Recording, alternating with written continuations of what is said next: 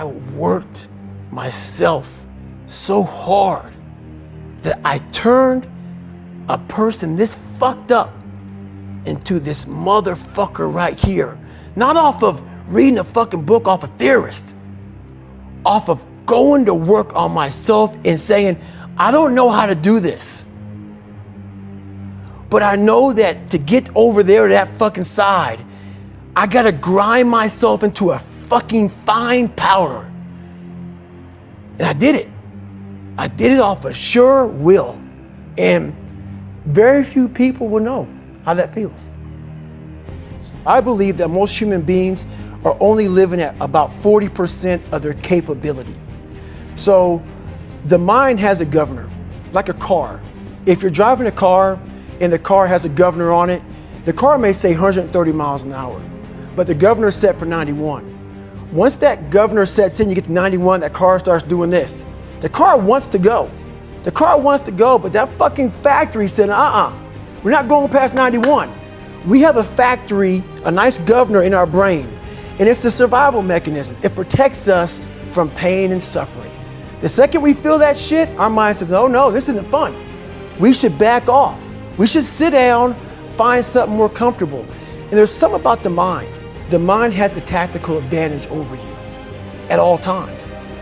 At all times of your life, the mind has a tactical advantage over you. Why is that? It knows what you're afraid of. It knows your insecurities. It knows your deep, dark lies. And it starts to push you away from that shit. It pushes you in a direction that is comfortable. The mind controls everything. So what I realized was that when I was growing up and I was 300 pounds and I got all fat and I got all insecure, I realized that my mind kept taking me in this direction. When things got uncomfortable for me, when I was facing my insecurities, I was facing my fears, my mind said, oh no, we have the tactical advantage. We need to get you, separate you from this feeling over here. Life's all about feelings. We want the happy feeling.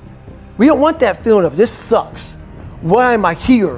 And you don't have any, so you can't answer those questions, so you leave.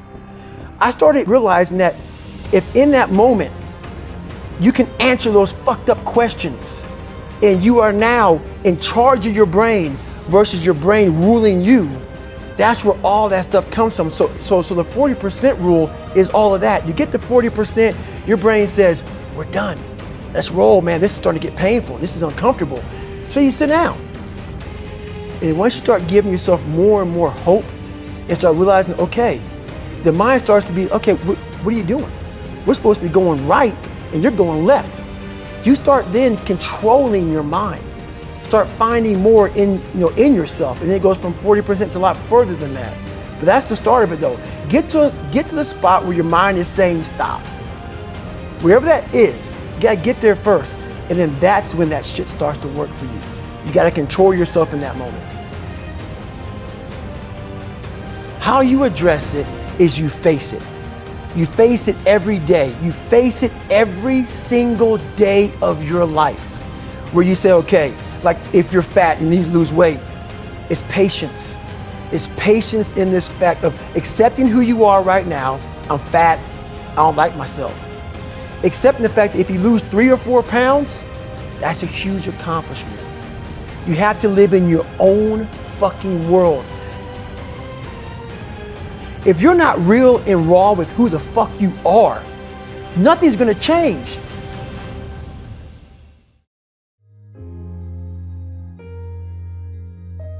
We're all, a lot of us are going through a hard time in life. Some people have been bullied, some people are just stressed out, some people are insecure, some people are fat and overweight, and the world puts a lot of this shit in your mind. To develop a mindset that was indestructible. I had to armor plate my mind. And it's about what you're saying to yourself, but it also comes with work. So whenever I was getting beat down, physically, mentally, spiritually, whatever I was going through, just saying, I would put, you can't hurt me. Can't hurt me just became a message, I would say to myself. And that's just kind of where it comes from. Because I can literally right now be a 300-pound guy spraying for cockroaches still to this day if I did not look in that mirror and say, there has to be more to this. This can't be it. and then willing to go into it, dive deep into it, and give all I have to find it. A lot of folks talk so much shit about, hey, I'm gonna change your life. I'm gonna do this, I'm gonna do that. Are you accountable for what you're doing? Are you accountable, and I mean to the T, for what you're saying? How are you gonna feel, man, when you accomplish this goal coming from that shit? Coming from the fucking hell you came from. A lot of people start from a good starting point. They have a good foundation. What if you can surpass all of these motherfuckers?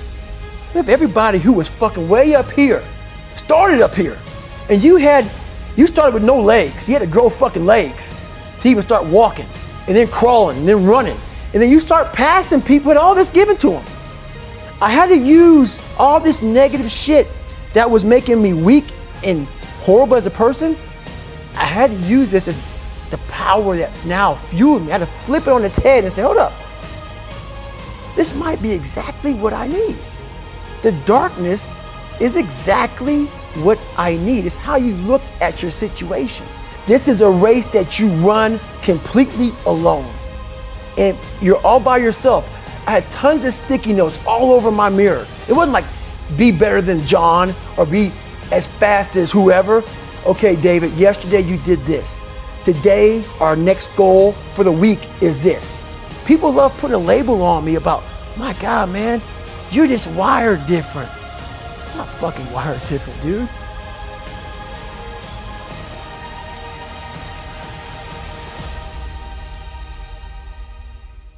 So a lot of people can live with themselves. That's the first thing. A lot of people can live with themselves, look in the mirror and say, I'm okay with being afraid. I'm okay with going on this easy highway over here. The easy highway has all these fucking signs and shit, directions, how to get somewhere. And you have to first be uncomfortable with how you feel about yourself. With that voice that a lot of us like to run away from, we all have it. We all have that voice that say, hey man, you know, you're kind of wimping out right now. You're kind of being a little punk right now. But a lot of us say, okay, that's okay. It's okay to tell these little white lies to ourselves. So we first have to face the real you. The real me is David Goggins. The real me is a guy looking at you right now saying, I don't want to fucking be on this show right now because I used to stutter as a kid. And I'm afraid of that. I'm afraid that here in a second, I'm going to start fucking stammering and stuttering and the whole world is going to know that I have all these issues. But that's when I see right now, okay, Goggins, you got to go on this fucking show. That's Goggins. Goggins is saying, okay, David Goggins, you're a punk. Life made you this way. We can't live like this. We can't live in fear. We can't live in judgment.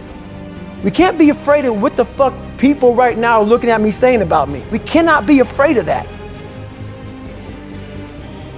But you have to be David Goggins and say, man, I'm afraid of this. I'm fucked up here. Life made me this way here. I stutter. I have these issues with reading and writing, and I'm fat and I'm insecure. You have to face that in that dark room. In that dark room is who you are. But in that dark room is where you have to create another human being that walks out of that dark room to face who you are. Every day, like you said, I'm in search for a feeling. I'm not in search for a trophy. I'm not in search for love. I'm not in search for more followers on Instagram or social media. When I started this journey years ago, and I realized that I'm going to be somebody, and I'm searching for a feeling of true victory for myself, and only myself. The second I shut out the whole world and realized that one thing, that I am in this world alone. I'm fighting this race by myself. Yeah, I'm all about people, I'm all about team, I'm all about that shit. But I'm really all about right now and in my life, just like you said, no one knows the real truth about me, how hard I really go. I don't care if anybody knows. I don't want anybody to know. I'm an introvert. I live an introverted life. And I love that about me. That right there is my fuel. Is I know that there's really no one out there grinding like me. And if they are, so be it. If I know about you, I'll make sure that I up my game. The most important conversation you will ever have in your fucking life is the one you have with yourself. You wake up with it, you walk around with it, you go to bed with it, eventually you're gonna act on it.